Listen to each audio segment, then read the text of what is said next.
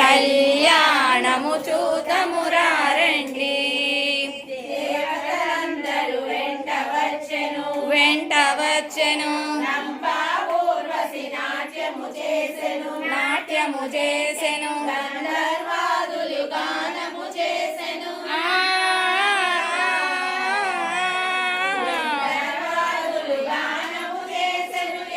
కళ్యాణము చూతమురారండి. శివ పార్వతి తనయుని కళ్యాణము చూతమురారండి. పెళ్లి వారికి స్వాగతం ఇచ్చుట. నారద తుంబుర గానము చేసెను గానామృతము అందరూ తాగెను ఆదిశేషుడు శంఖ చక్రములు